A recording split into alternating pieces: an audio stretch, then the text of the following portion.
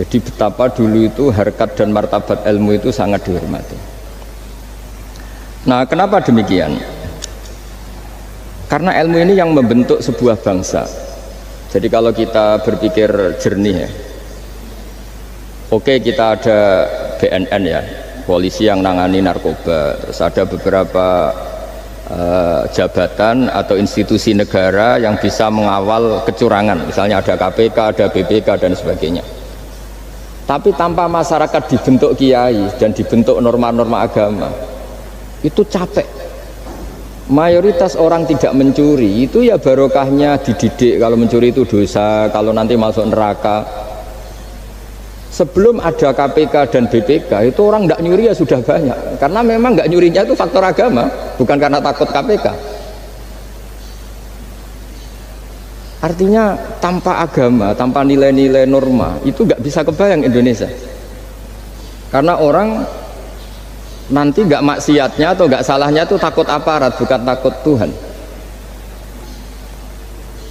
Makanya kalau guyonan anekdot khas itu, ada orang melanggar rambu-rambu, ketangkep polisi. Kamu tidak tahu kalau ini larangan? Ya tahu Pak. Kenapa tetap melanggar? Karena tidak tahu Bapak di sini. Itu menunjuk polisinya. Itu khas Indonesia. Jadi kalau nggak melanggar itu karena takut aparat, bukan karena kesadaran hukum.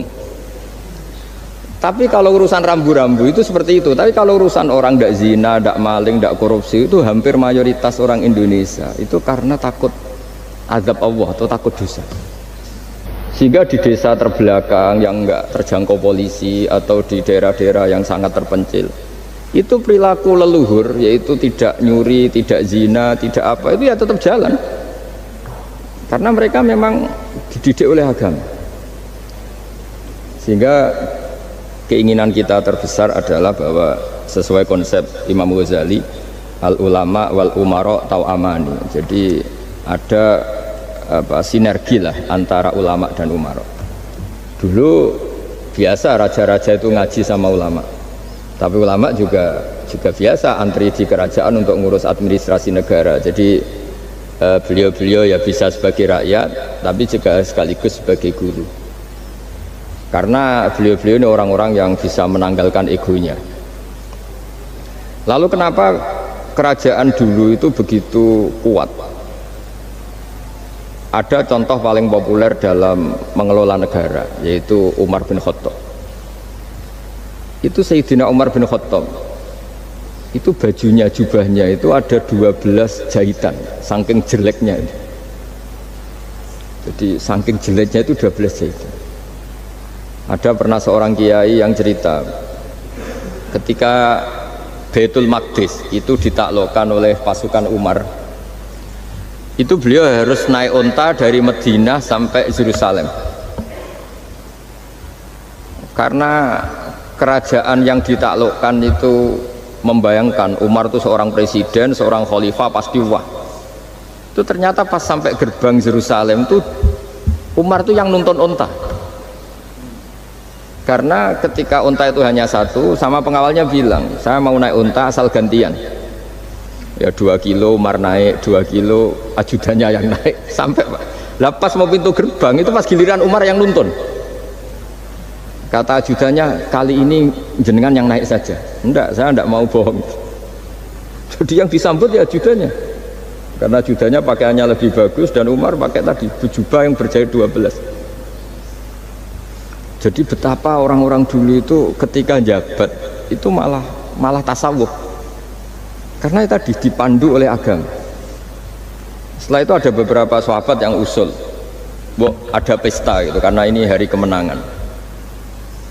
Kata Sayyidina Umar, Inna Allaha ta'ala ayyara qauman faqala adhabtum thayyibatikum fi hayatikumud dunya wastamta'tum biha.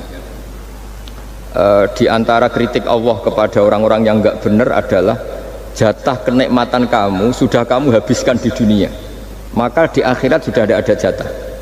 Maka kata Umar, astabqi thayyibati, jatah-jatah kenikmatan saya biarkan utuh, maka tidak saya nikmati sekarang.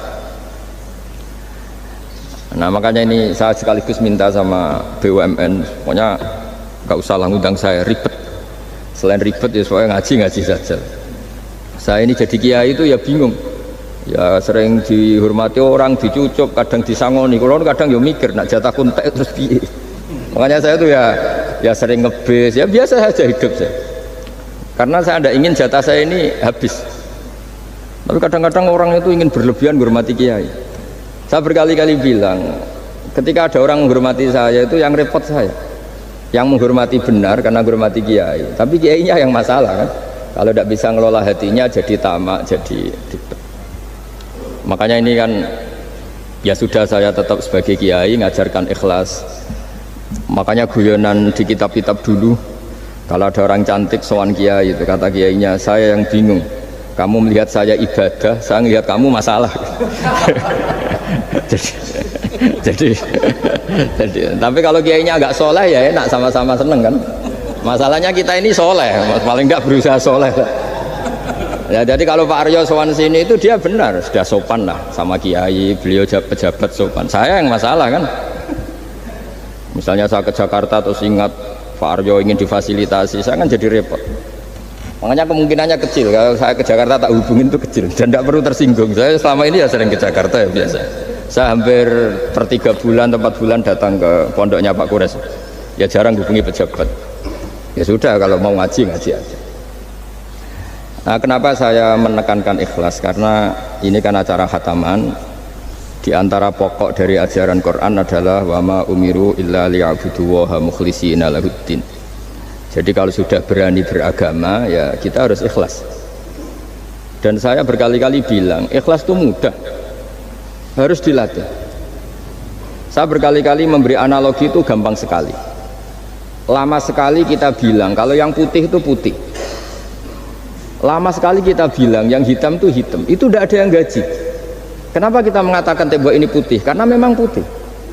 Kenapa orang mengatakan peci itu hitam? Ya karena memang hitam. Itu tidak ada yang gaji dan semuanya ngomong seperti itu. Tapi pas Anda ngomong Allah itu Tuhan, minta masuk surga.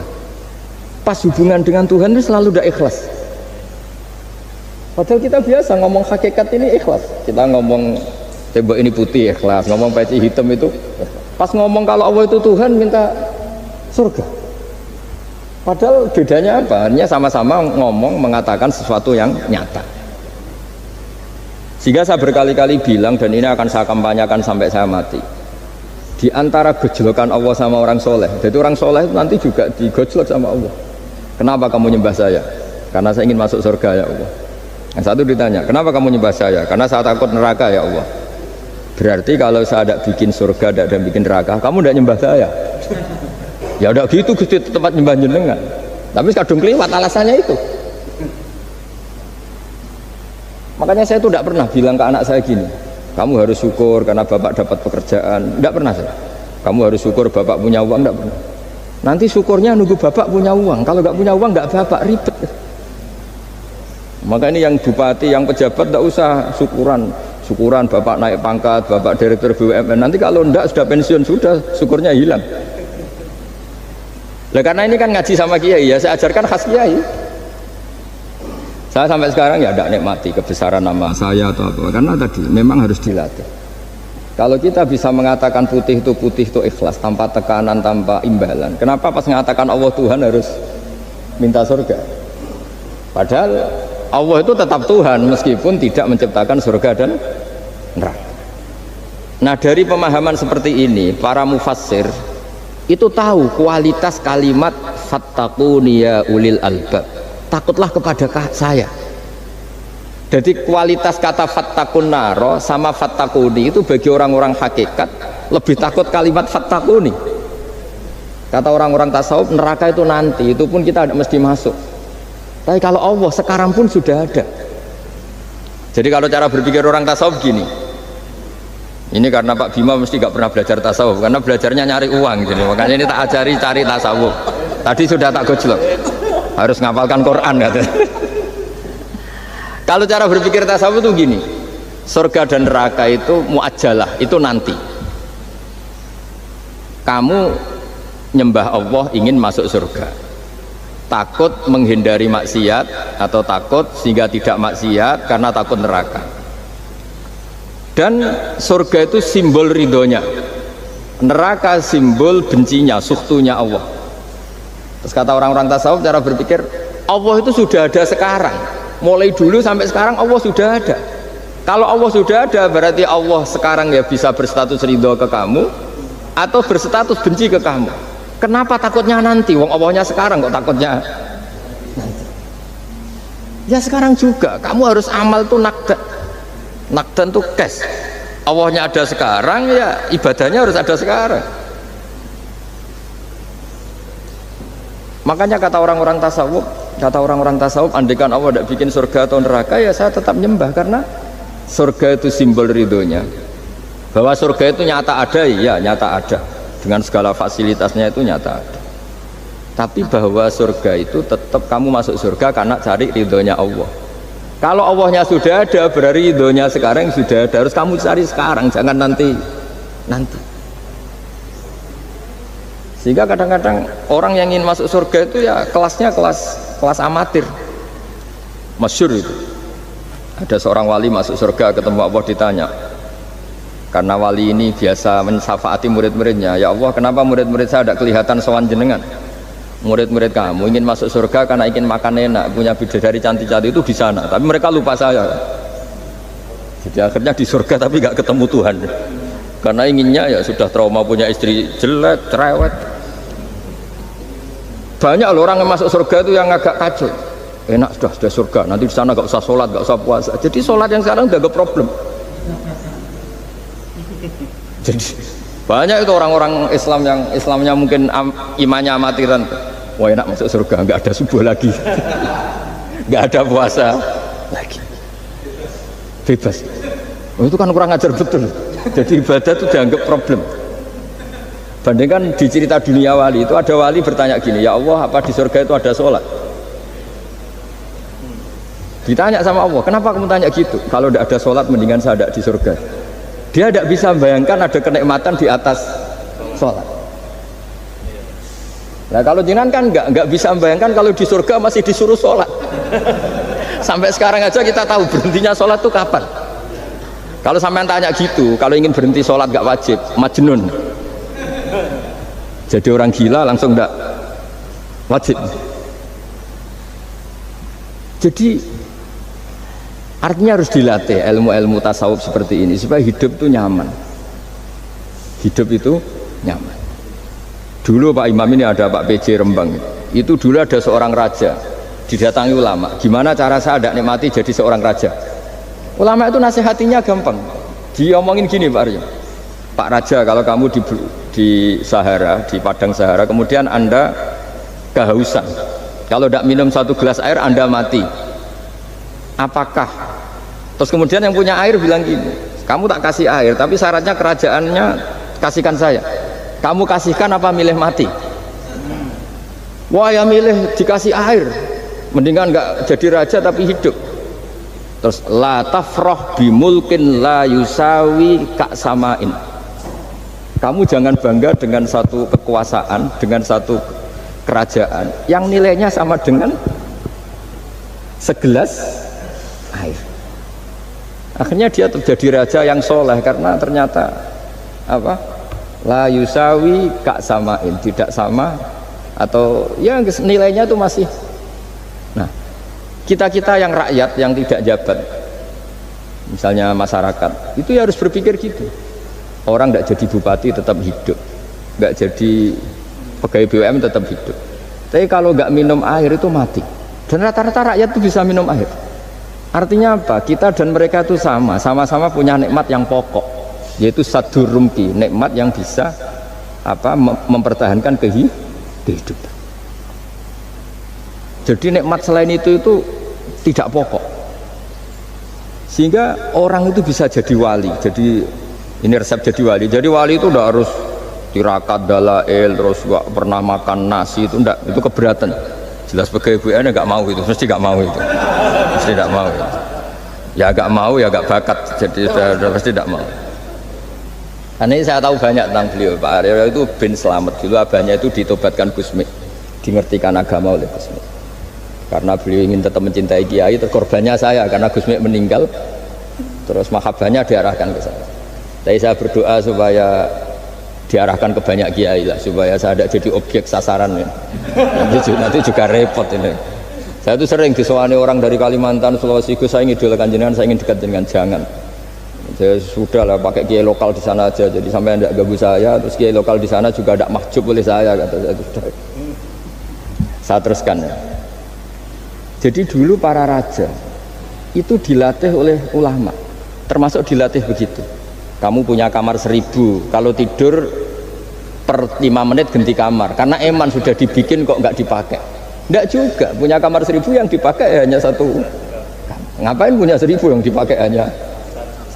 Punya baju 1 lemari yang dipakai hanya 1. Apa mentang-mentang bajunya 5 terus pakai rangkepan sampai 5. Punya mobil 5 yang dipakai ya 1.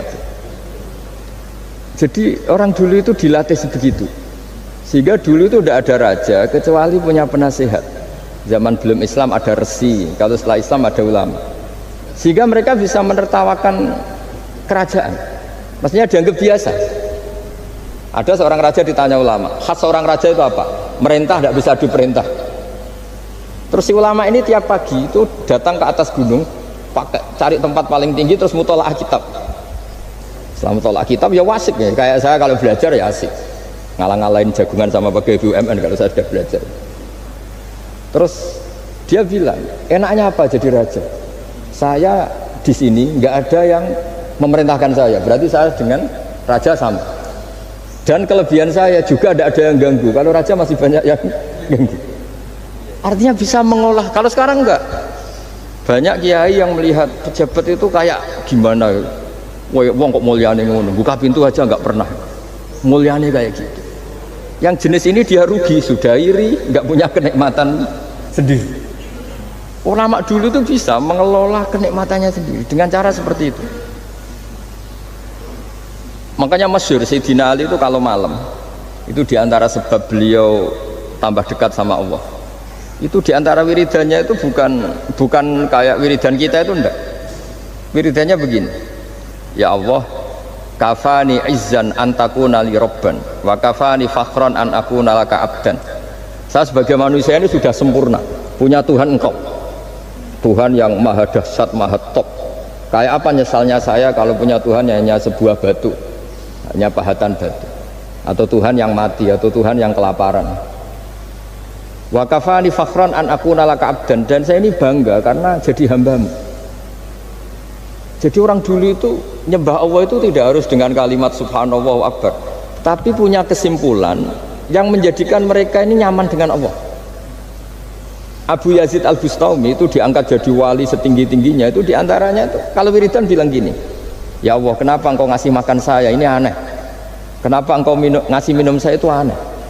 Di mana-mana orang memberi itu ada kepentingannya. Misalnya majikan bayari karyawan karena ada kepentingannya. Malah kalau di fikih itu agak absurd.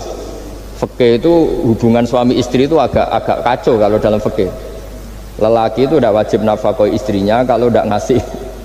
Jadi kayak agak-agak transaksi. Dan istrinya punya hak nggak mau diajak kalau nggak dikasih nafkah. Jadi makanya dulu Mbah Mun tuh kalau ngajar saya fikih itu ngajari wong perhitungan. Jadi maksudnya mau ngambil bojo kok perhitungan.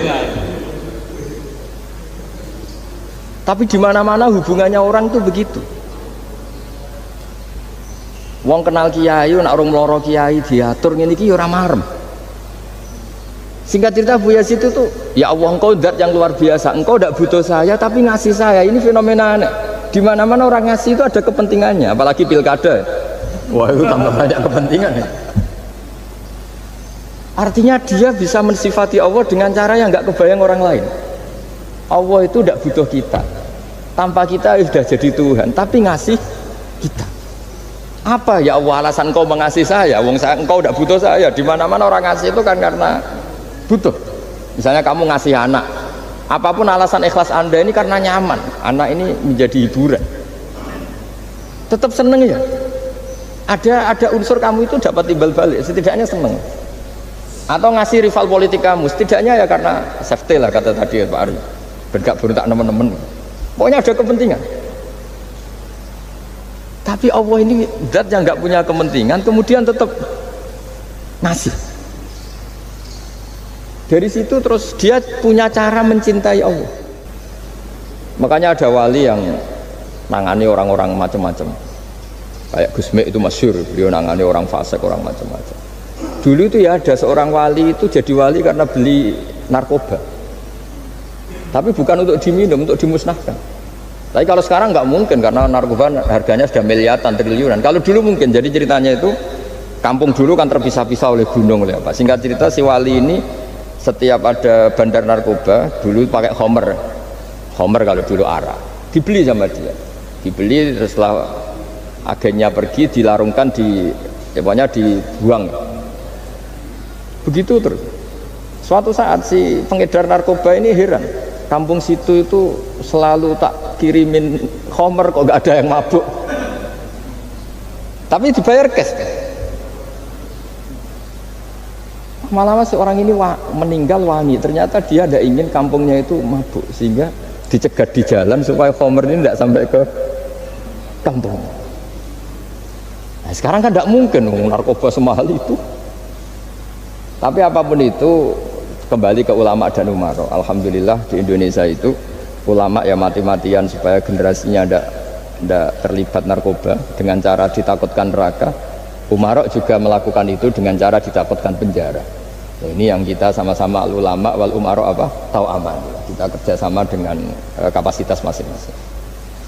Jadi penting sekali ngaji seperti ini supaya kita tahu bahwa khazanah-khazanah kita tentang dekat sama Allah itu macam-macam. Ini khusus ijazah ini sama Pak Bima, Pak Aryo itu. Dulu Kiai Hamid Pasuruan terkenal wali. Dan di antara wiridan Dzikrul Filin ada beberapa kata yang dari Kiai Hamid. Jadi Dzikrul Filin itu kalimatnya utamanya dari Gusme, Mbah Ahmad Siddiq, tapi ada beberapa kalimat yang dari Kiai Hamid Pasuruan. Saya tahu banyak lah karena bapak saya juga temannya Gusme dan mbah saya kandung sepupu sama Mbah Hamid. Itu kalau ada orang sepuh-sepuh Pak Bima kayak jenengan Pak Aryo disuruh ngapalkan Quran, ya mereka protes. Masa saya hafal Mbah? Sudah pokoknya ngapalkan. Ada yang 2 juz mati, 1 juz mati, karena ya sudah sepuh. Suatu saat ada ulama yang tanya, kenapa Mbah Hamid? Biar kamu dalam perjalanan di dunia tercatat ini bercita-cita hafal Quran, sehingga kalau mati berstatus man salaka thoriqan yaltamisu fihi ilman sahalallahu lahu thoriqan ilal jannah. Orang yang mati berorientasi ingin ngaji. Tapi kalau kamu tidak punya orientasi ngaji kan di otak kita andaikan direkam Allah. Loh, coba hati kita andaikan direkam Allah, ingin kaya, ingin punya gunung, ingin punya alpat, ingin punya ini itu. Coba kalau itu nanti disetel di akhirat. Tapi kalau kamu ingin ngapalkan Quran kan setidaknya pas disetel ya keren. Ingin hafal Quran meskipun tidak hafal-hafal gitu. Ingin hafal itu tapi meskipun nanti kalau malaikatnya drengki ditambahi meskipun. Tapi insya Allah malaikat tidak ada yang drengki. Tapi andaikan kita nanti tidak punya cita-cita ngaji, itu rekaman kita hanya itu, ingin mapan, ingin kaya, ingin menguasai dunia. Betapa malunya kita kalau rekaman itu kita dengar di depan Allah. Padahal nanti niat ini yang dihitung. Famangkarat hijratuhu ilallah wa rasulih fa hijratuhu ilallahi wa rasulih. Orang yang orientasinya hijrah itu meninggalkan yang buruk menuju yang lebih baik hanya untuk Allah dan Rasul, maka ya dihitung ke sana. Jadi misalnya Pak Bima, Pak Aryo ngapalkan Quran, hafal-hafalnya, tapi berarti perjalanannya ini mencari ridhonya Allah, itu ditulis. Tapi kalau kita orientasinya ingin mapan, ingin sejahtera, ya ditulis. Ini ingin punya rumah 2, ingin punya rumah di berbagai provinsi. Ini coba kalau itu nanti direkam. Terus ditanya Allah, inginnya kamu apa sih di dunia? Dan itu bisa menjadi status kita. Ngeri kan? Kita ketemu Allah dengan status tidak pencari Allah dan Rasul, tapi pencari kemapanan. Itu cara Mbah Hamid untuk mendidik supaya orang itu orientasinya kepada Allah dan Rasul. Disuruh ngapalkan. Ini Pak Aryo cerita, bapaknya hanya disuruh ngapalkan apa? Rabbana dalam namanya. Itu semalam nggak hafal-hafal. Dan alhamdulillah nggak hafalnya ditiru anaknya. Susahnya kemarin pas ngaji sama saya di kamar saya, saya punya kantor di depan rumah saya. Ya nggak hafal-hafal. Bener-bener konsisten. Jadi dulu bapaknya itu ketemu Gus Mek di hotel, dia ajarin semalam nggak hafal.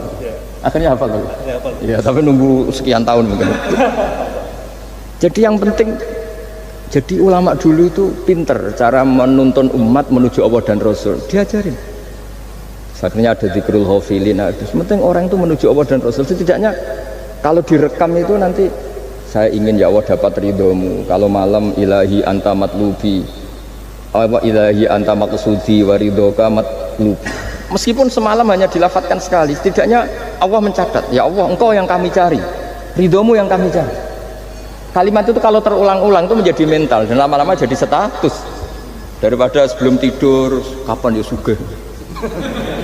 Dari Pak Bima kapan gak jadi anak buah. Engkau nanti yang menteri ya mikir, semoga gak kena reshuffle gitu terus pikirannya. Nah ini kan kalau ngaji saya menyinggung, yang salah tidak saya, sing ngongkor ngaji sopo. Saya makanya saya itu santai saja. Sampean kecewa malah bagus lah, karena tidak ngel-ngelo saya lagi. Saya dalam hal ini itu anut mazhabnya Imam Syafi'i. Imam Syafi'i itu saya punya kitab namanya Diwanus Syafi'i. Itu kalau orang tidak senang itu paling bagus menurut saya. Pak Imam Syafi'i separuh kampung tidak senang jenengan. Ya bagus lah, kalau nggak senang tidak akan utang duit, nggak pinjam mobil.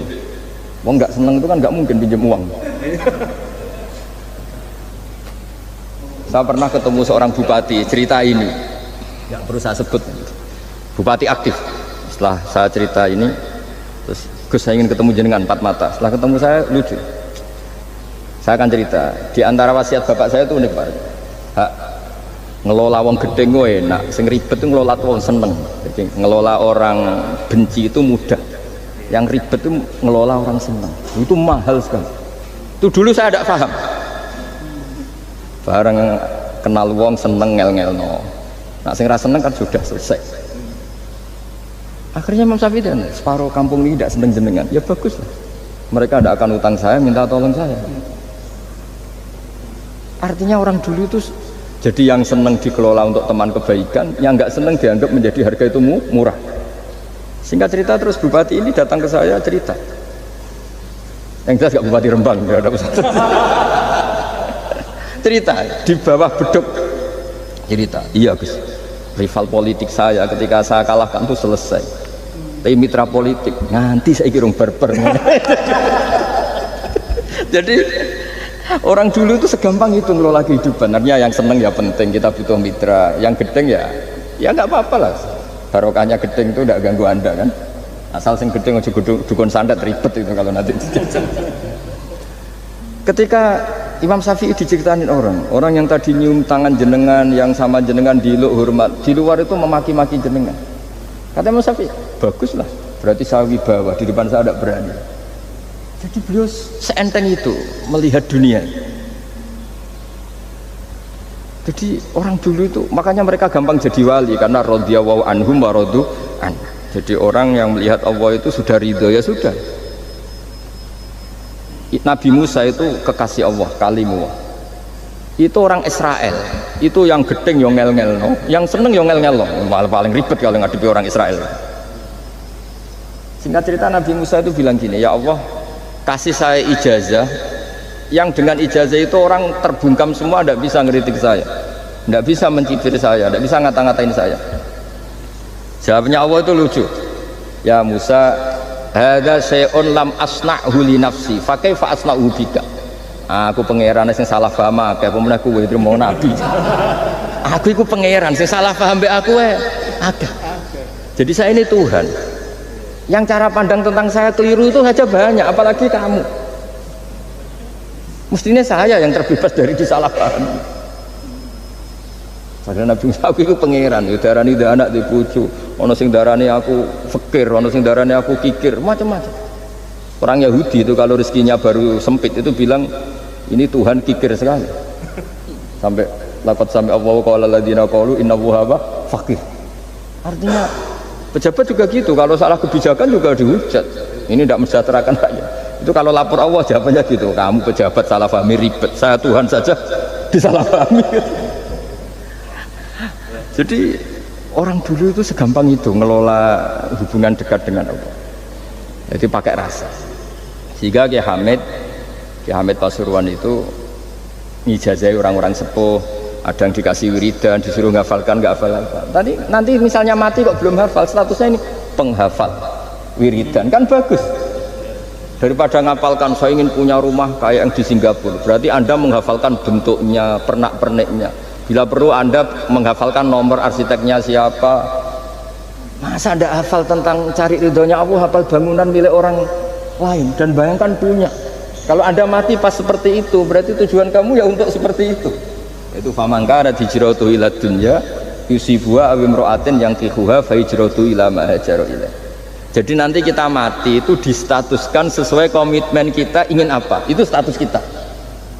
Jadi kalau kita ingin punya rumah mewah kayak yang di Singapura, kayak yang di Amerika, kayak di Eropa, itu terekam di otak kita. Terus kita ngapalkan arsiteknya namanya siapa, itu di rumah mana. Terus kita angen-angen ada arsitek yang kita bawa ke sana supaya niru. Untuk kita loh, untuk pribadi, nggak tahu saya kalau nanti untuk negara, nanti dibantah BUMN. Untuk negara gimana? Mungkin masih mendingan kalau untuk negara. Kalau untuk pribadi, singkat cerita akhirnya kiai-kiai dulu itu bikin gerakan hafal Quran sama orang-orang sepuh yang jelas secara lahir tidak akan hafal. Tapi butuhnya adalah ini sudah punya perjalanan menuju ini. Menuju ini yang nanti menjadi status.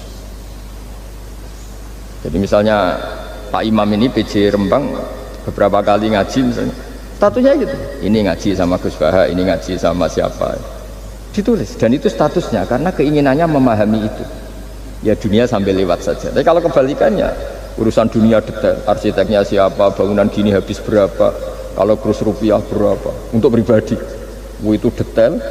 Pas urusan ngaji sekenanya, kadang sampai punya guru aliran sesat apa nggak tahu karena pas urusan akhirat sekenanya, akhirnya sedapatnya ternyata ada guru, tidak kiai tapi dukun. Saking sekenanya urusan akhirat, tapi kalau urusan dunia detail. Makanya banyak orang ditipu oknum ya, oknum yang sebenarnya agak kiai tapi ngaku kiai, sebenarnya dukun. Itu saya kadang ya senengnya itu betapa mereka diingatkan urusan dunia nggak pernah ketipu, urusan akhirat ketipu.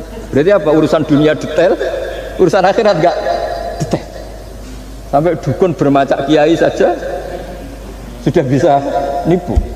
Sementara kontraktor asing yang mau nipu tidak bisa karena dia ngerti detail jejak rekamnya apa gitu. Tapi kalau nyari kiai sekenanya, ini tidak nyindiri ngomong fakta. Ya cobalah itu diangen-angen lagi. Terus ini yang terakhir, ini khusus pada teman-teman saudara-saudara kita yang nangani khatamannya Gusme. Saya tadi ngasih naskah ke Pak Aryo supaya sampai ke beliau-beliau. Saya yakin beliau-beliau sudah punya, tapi supaya ini tambah mantap bahwa kita saling menguatkan. Ini saya baca ya. Ini kitab yang dipakai referensi tim lajnah penerbitan mushaf Arab Saudi dan seluruh dunia, termasuk saya. Jadi tradisi khataman kita, tadi kan kita bicara khataman. Ya saya ulang lagi, tradisi khataman kita itu kan justru ditutup dengan wa ulaika humul muflihun. Ya.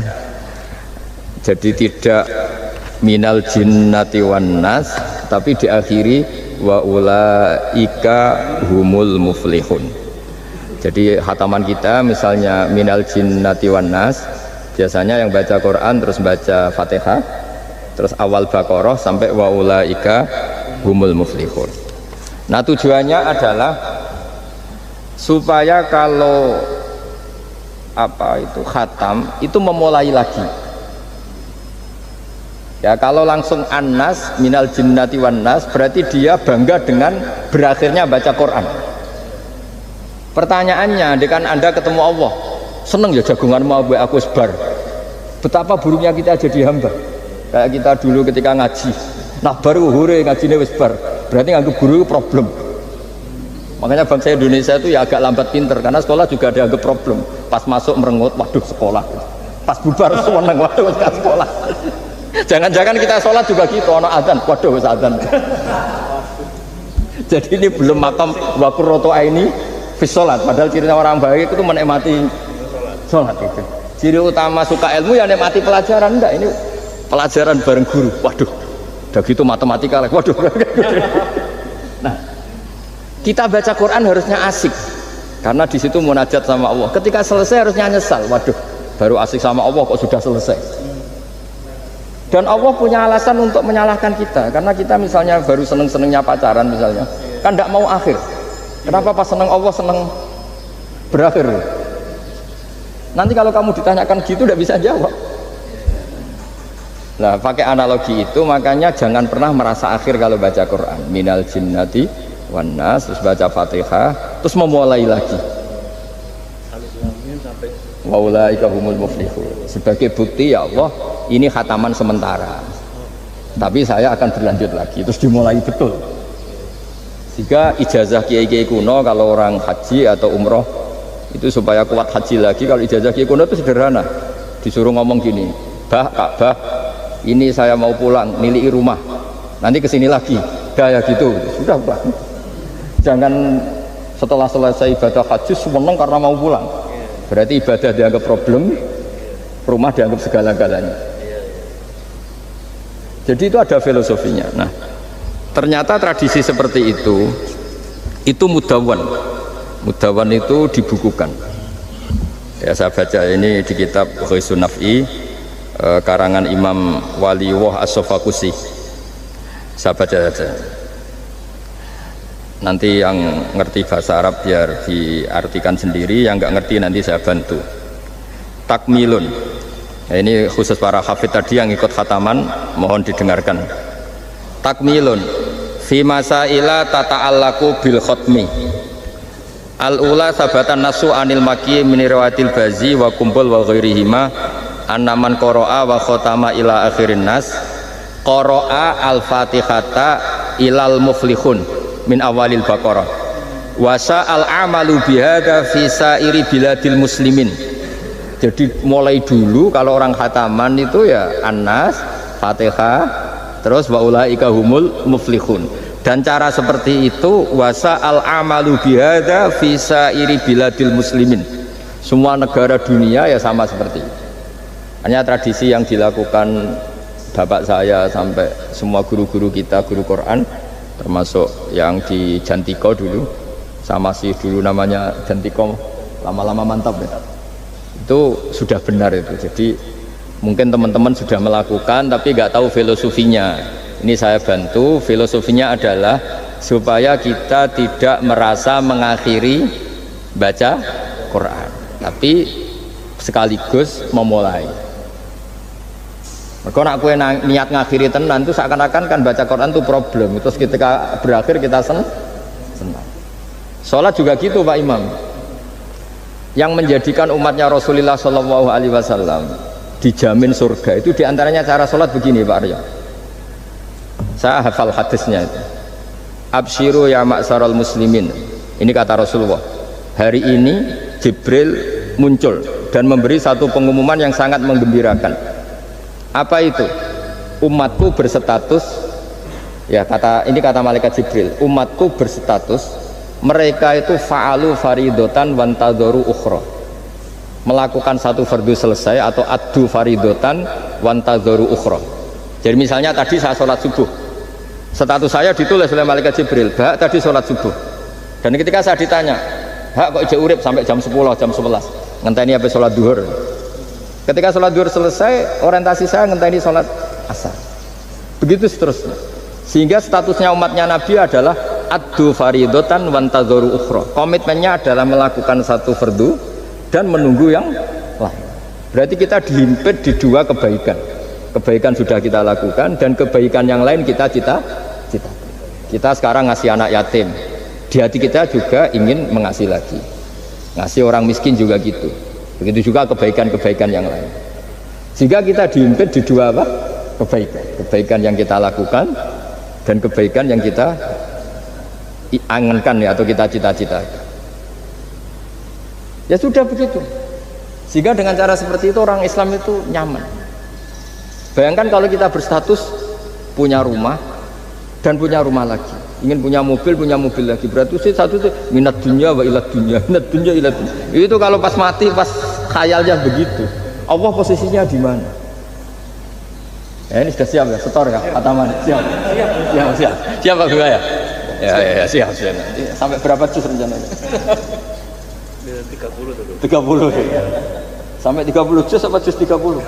Juz 30 dulu. Juz 30 dulu. Jadi sampai segitunya guru-guru kita memandu, makanya terus dilatih dzikrul ghafilin, dilatih apa supaya kalau kita biasa pergi kembali misalnya, rombongan kembali, mungkin kita istighfar.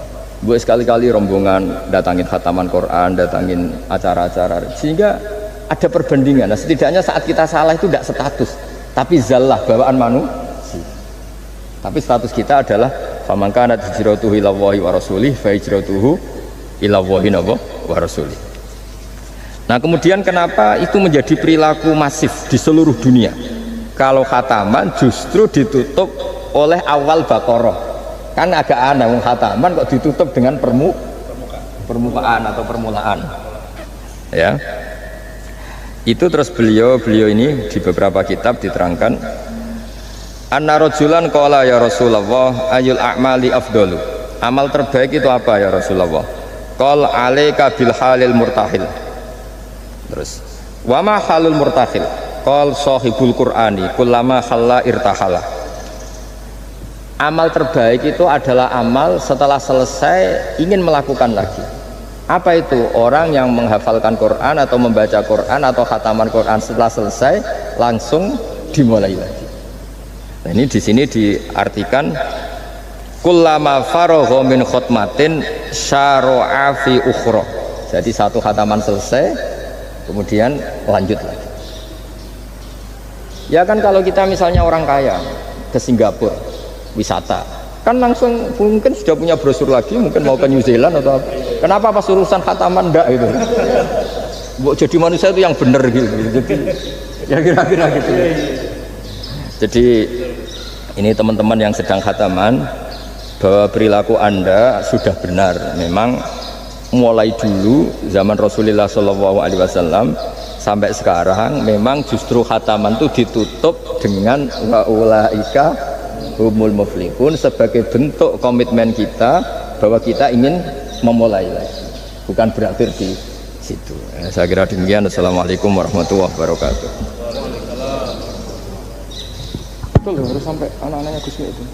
Terima kasih Gus Baha atas segala tausiahnya. Alhamdulillahirabbil alamin. Banyak hal yang bisa kita dapatkan dari tausiah beliau. Mudah-mudahan semua menjadi pijakan kita untuk terus berbuat kebaikan dan mewujudkan akhlak sebagai core value BUMN dalam keseharian kita berlandaskan Al-Quran. Untuk selanjutnya tanya jawab, mungkin panitia bisa menampilkan zoomnya dua. Yang pertama dari Aljazair, Pak Haidar yang khataman dari Aljazair, bisa ditampilkan zoomnya untuk bertanya langsung ke beliau. Kan lebih cepat kalau. Silakan Pak Haidar.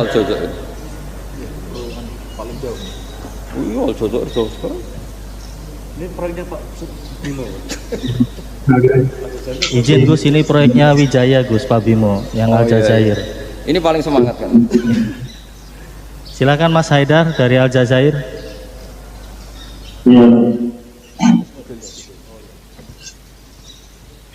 Langsung saja ditanyakan ke beliau, Pak Haidar.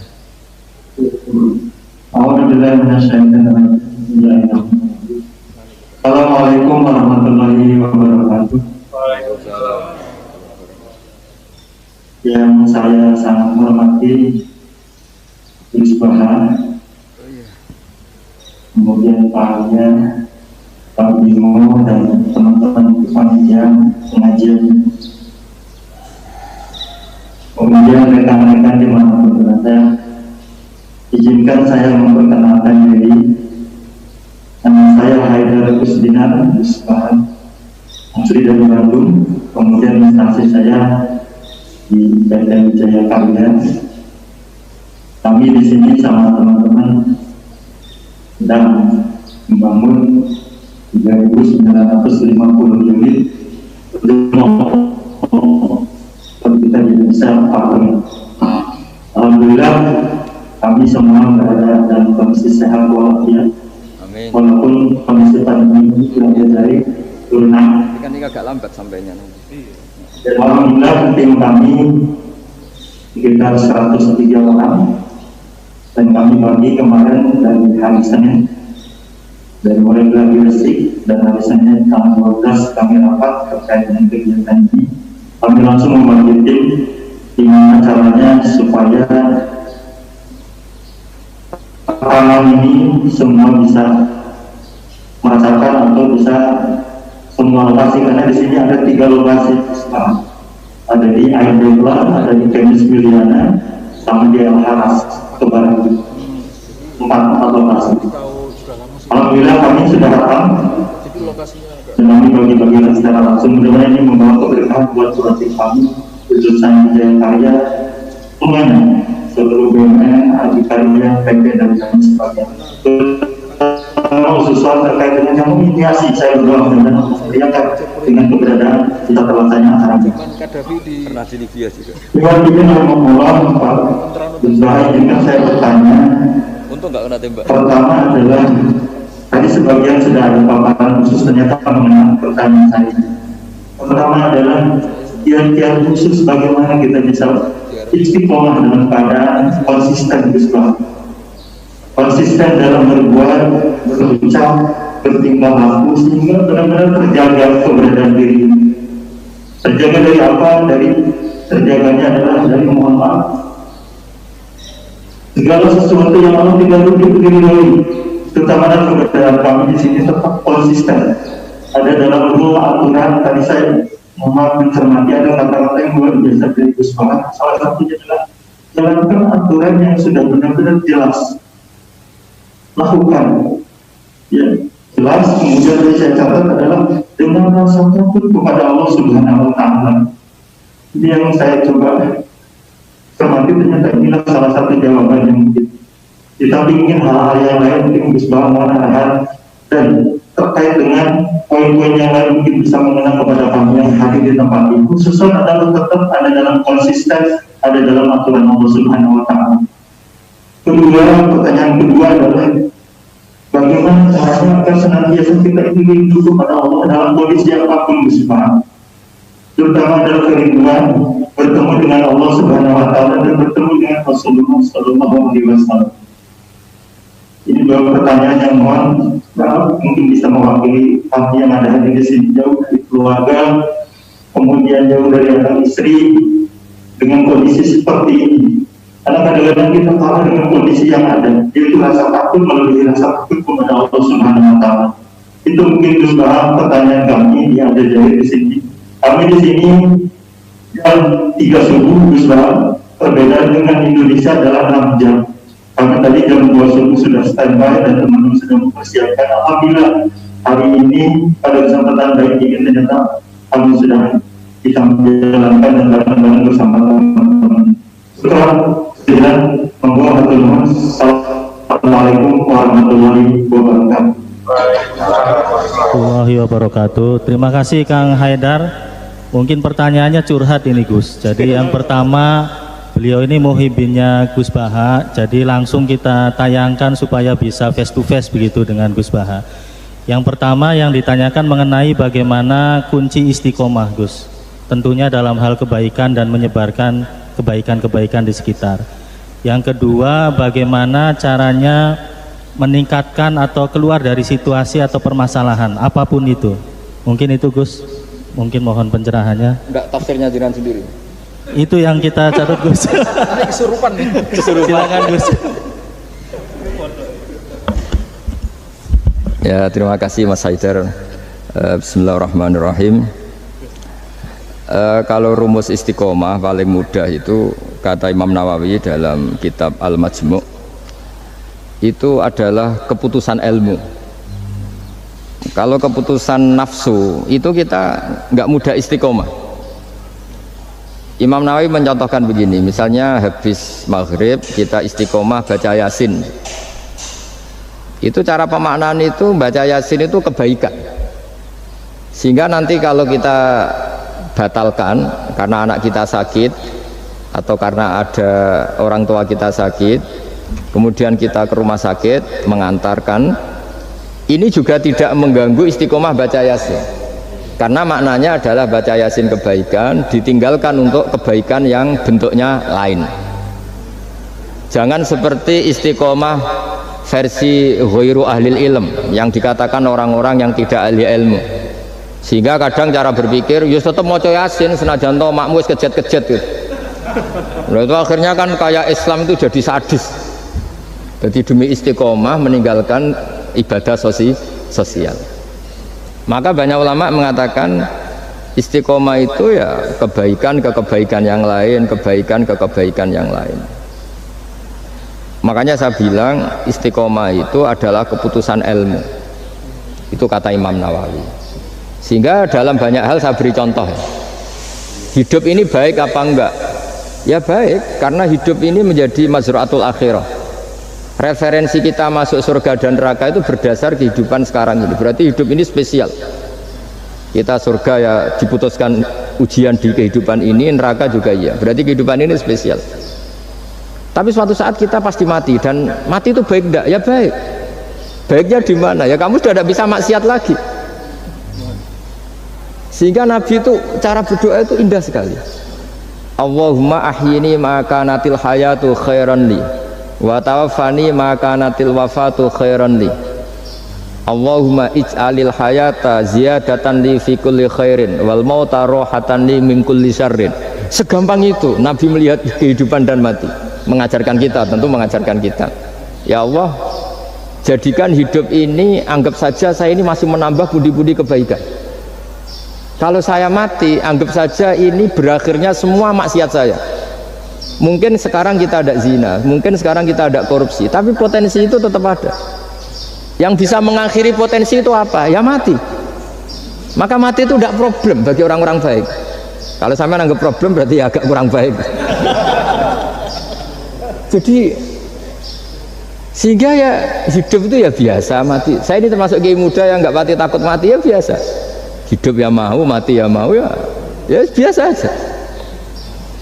Karena begitu indah ajaran Nabi. Ij'alil hayata ziyadatan li fi kulli khairin wal mauta rohatan li min kulli syarrin. Dan kalau ada kematian berarti anggap akhir dari segala keburukan.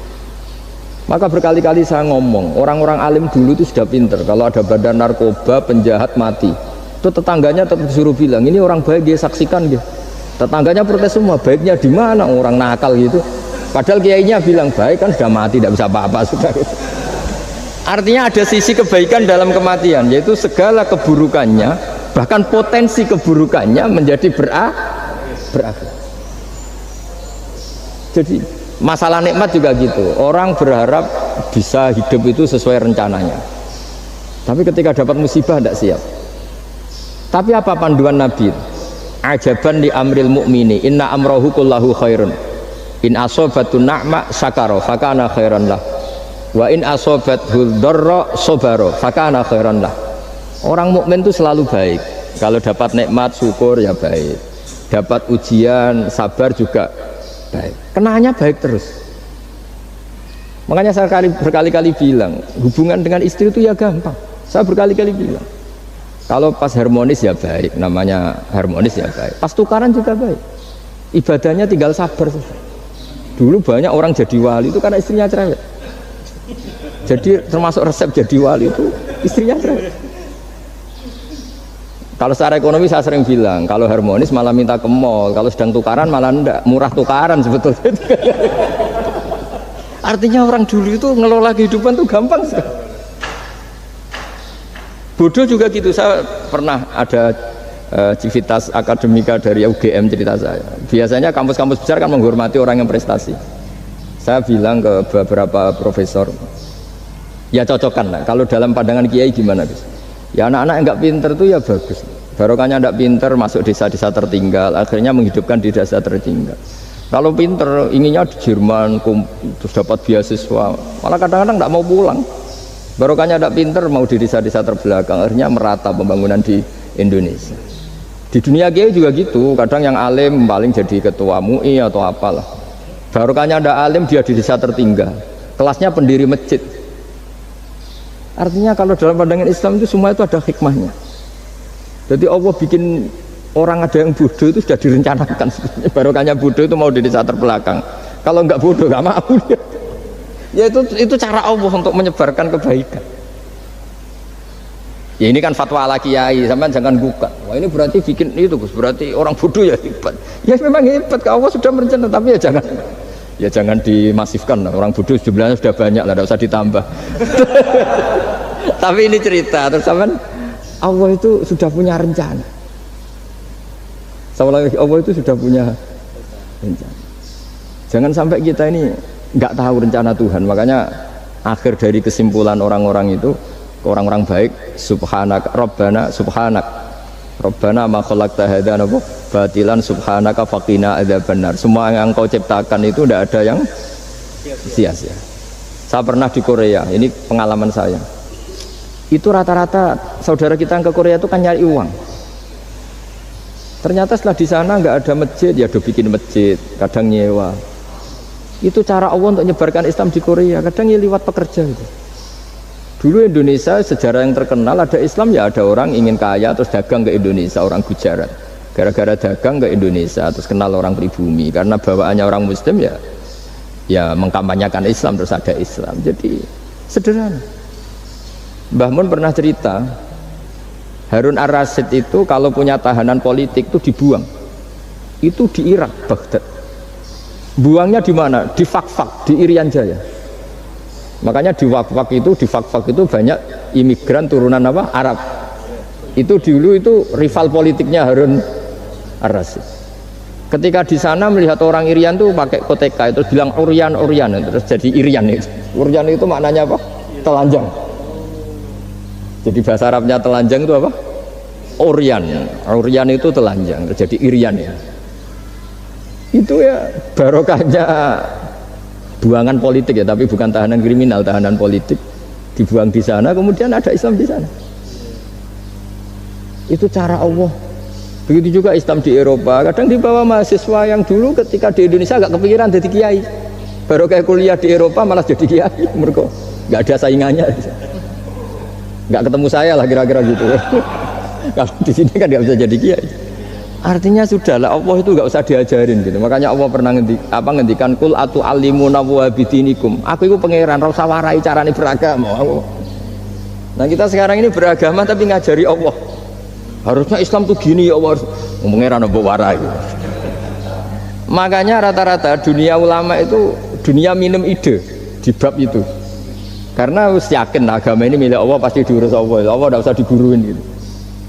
Tapi kalau kita kan nggak ingin punya konsep organisasi apa, forum apa, untuk mengembangkan apa, ya itu bagus lah, namanya ikhtiar itu. Tapi kalau di dunia ulama itu malah enggak, karena Allah punya cara sendiri untuk menyebarkan. Ya coba yang membawa Islam ke Amerika itu orang imigran, di Eropa juga sama, apalagi di Prancis ya, itu kan imigran Aljazair rata-rata itu. Makanya Mas Haidar ini dari Aljazair. Ya sudahlah, kita ikhtiar, istiqomah itu nomor satu, benahi ilmu Anda, cara berpikir Anda. Ya ketika kita harmonis ya istiqomahnya syukur, kalau tukaran istiqomahnya sabar. Kalau punya teman sebaik ini ya istiqomahnya mitra kebaikan. Kalau sedang benci ya bagus lah, barokahnya itu udah utang, udah ngel-ngel, sudah digenteng saja hidup itu. Masyhur itu dawuh Imam Syafi'i, man ahsana ilaika faqad qayyadaka wa man asa ilaika faqad atlaqaka. Orang yang berbuat baik kepada kamu sebetulnya itu mengunci kamu, mengikat kamu. Loh ini nak, kalau Pak Aryo terlalu baik sama saya, yang susah juga saya. Kalau nanti anaknya kawin, resepsi gak diundang, saya gak enak. Tapi kalau dia agak-agak jahat sama saya, gak tekos, serah peduli. Ini kan pantas. Jarno. Jadi saya, kalau ada orang terlalu baik sama saya sudah mulai mikir, ini ya ribet kan. Makanya saya termasuk kiai yang ada orang baik ya biasa aja, karena tak anggap ini ke depan kurang baik gitu. Tapi ya saya seneng ya, namanya ukhuwah Islamiyah seneng ya. Tapi tidak seneng-seneng banget kayak orang yang nggak punya perhitungan. Waman asa ilaika faqad atlaqaka. Orang yang berbuat buruk kepada kamu sebetulnya dia membebaskan kamu.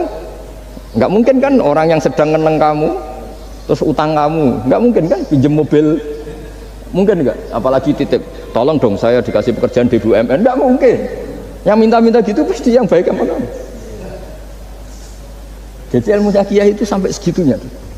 Makanya kita harus syukur khazanah yang diajarkan guru-guru kita ini luar biasa. Man ahsana ilaika faqad qayyadaka wa man asaa ilaika faqad atlaqaka. Siapa yang berbuat baik sama kamu sebenarnya dia mengunci kamu. Kamu tuh harus ada sekian etika kan? Loh ya, kalau zaman saya belum kenal Pak Arjo, belum sering kesini, saya cuek aja. Setelah sering kesini terus bilang, Gus ya mau ngaji ini, wah apa nolak gak enak. Cara pertama kesini langsung gitu, wah enggak lah kamu siapa kenal aja enggak. Ini agak bener kenal, aduh ribet tuh. Tapi saya maafkan. Nah ini cerita mazhabnya Imam Syafi'i. Makanya hubungan suami istri kalau sedang harmonis malah saling curiga. Ada apa ini kok baik? Saking susahnya nyari baik ikhlas itu sehingga kalau Pak Bupati juga gitu, ada orang kok terlalu baik mesti mikir ada apa ini. Artinya gini, kalau kita dengan ilmu itu ngadepi sesuatu enteng saja. Barokahnya misalnya Mas Haidar di Aljazair, saksinya banyak. Kalau kita tidak pernah ke sana kan saksi sujud kita hanya Indonesia. Nanti kalau Mas Haidar ketemu Allah kan keren. Kamu pernah sujud? Pernah Gusti. Saksinya Indonesia dan Aljazair. Karena bumi yang tempat kita sujud menjadi apa? Saksi. Semakin sering kemana-mana saksinya semakin banyak. Sehingga dalam waktu sholat itu ada aturan disunatkan untuk sholat sunat itu tempatnya berganti-ganti atau bergeser-geser karena saksinya tuh kayak tambah banyak. Bahkan ada yang ekstrim sampai nggak mau pakai sajadah. Saksi sajadah itu tidak meyakinkan, mendingan keramik. Sampai segitunya ada yang ekstrim gitu. Kan lebih keren kalau sajadah kan hanya selembar kain. Ya, tapi nanti sajadahnya kan bilang saya tidak bisa berdiri sendiri tanpa ada bumi gitu. Kayaknya mau tidak mau buminya akan ikut bersaksi. Terus yang terakhir gimana? Sudah gitu ya? Bagaimana keluar dari permasalahan? Ya tadi jadi itu kan dengan cara pandang seperti itu kan selesai sendiri. Misalnya Anda baru umpatin tetangga atau anak buah atau pimpinan kan pakai mazhab Syafi'i. Bagus lah. Nah, ya tadi kalau kurang baik kan fakot atlaku membebaskan kamu. Ya itu sudah jawaban. Wah ini moderatornya. Pak Subhan ini masalah Pak Subhan ya. Baik, terima kasih Mas Haidar. Jadi nanti kalau kurang jelas bisa diputar YouTube-nya. Yang penting kuotanya cukup dan wifi-nya kenceng begitu ya Gus ya. Terima kasih. Selanjutnya karena satu pertanyaan, satu lagi. Minta tolong panitia bisa disambungkan ke yang khataman di Aceh. Sekalian aja sama yang Merauke ya. Tapi satu pertanyaan saja singkat. Jangan punya cita-cita misalnya ingin bikin masjid atau ingin bikin meskipun nggak kesampaian. Itu status Anda. Nah, oh iya. Ada. Bisa. Gitu. Bismillahirrahmanirrahim. Assalamualaikum warahmatullahi wabarakatuh. Assalamualaikum warahmatullahi wabarakatuh. Aceh. Alhamdulillah, bersyukur kepada Allah. Salawat pada Rasulullah sallallahu alaihi wasallam. Allahumma shalli ala sayyidina Muhammad wa ala sayyidina Muhammad. Yang kami hormati Gus Baha, kami dari Aceh insyaallah akan bertanya mengenai mungkin tidak jauh beda dengan Aljazair. Kami dari anak-anak muda di proyek, jadi kami minta ininya Gus, tips-tipsnya agar kami anak-anak muda ini agar istiqomah dalam kebaikan dan juga menyebarkan kebaikan di lingkungan proyek kayak gitu. Jadi harapannya memang di lingkungan proyek juga tidak membatasi kita untuk selalu berbuat kebaikan dan juga menyebarkan kebaikan ataupun berdakwah di lingkungan proyek. Mungkin itu saja Gus.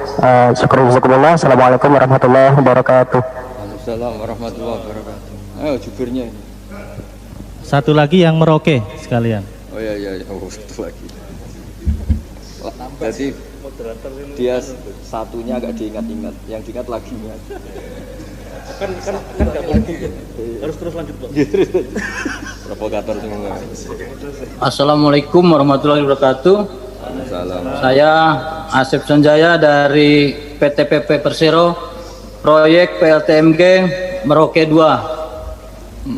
Yang terhormat Gus Baha dan Bapak Aryo, saya dari anak-anak tua lah. Kalau mereka tadi anak muda, kalau saya itu anak tua. Pertanyaan saya, bagaimana cara mengokohkan di dalam ranah bekerja atau pekerjaan?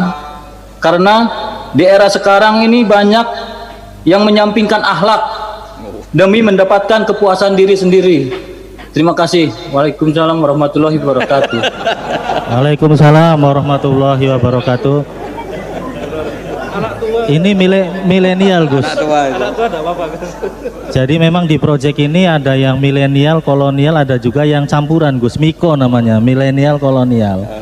Jadi mungkin yang pertama mohon pencerahan dari proyek Aceh, kemudian yang kedua dari proyek Merauke. Kalau Aceh tadi bagaimana caranya milenial bisa istiqomah? Kemudian yang milenialnya, kemudian yang Merauke itu bisa mengenai akhlak ya Gus ya, sebagai core value-nya BUMN terutama antara anak dengan orang tua. Monggo Gus, silakan. Pakai ini aja. Bismillahirrahmanirrahim.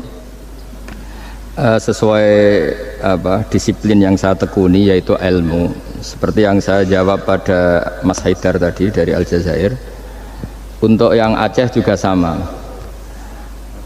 Kita di perantauan, saya pernah ditanya anak yang kuliah di Inggris, juga pernah ditanya anak yang kuliah di Amerika. Pertanyaannya itu, Gus, kita di negara yang sistemnya itu lebih mapan ketimbang negara yang kita huni. Itu cara terus menjaga syukur sama Allah itu gimana? Ya saya jawab, apapun baiknya negara di Eropa maupun Amerika, ketergantungan Anda pada sistem negara itu lebih tergantung pada nikmatnya Allah. Untuk kamu dideportasi itu butuh ketangkep, butuh ini itu. Tapi kalau kamu nggak dikasih oksigen sama Allah saat itu juga Anda mati. Kalau Allah mengambil buminya dengan memberi gempa yang besar, saat itu juga Anda mati. Artinya dia tanya, gimana cara ingat Allah di negara-negara maju seperti itu? Terus tak latih bahwa utang jasa kamu kepada Allah itu jauh di atas utang jasa kamu terhadap sistem negara. Artinya oke lah kita ngakui sistem negara itu baik, kita juga loyal sama negara. Tapi kenapa orang Islam selalu disuruh uzkuru wa dzikron katsira, ingat Allah sebanyak-banyaknya? Karena nikmatnya Allah memang jauh lebih banyak. Kita dapat uang BLT itu ada prosedurnya, setidaknya dimiskinkan dulu, didaftar dulu. Tapi kalau dapat oksigen sekarang juga, kita tidak pernah setor miskin sama Allah, sudah dikasih. Kita pakai buminya Allah, tidak setor kebutuhan dulu, status apa, langsung dikasih, langsung pakai, nggak bayar lagi. Nah semakin kita berpikir seperti itu, maka utang jasa kita kepada Allah semakin banyak.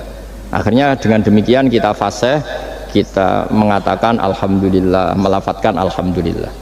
Sehingga di surat Waqiah Allah melatih kita seperti itu.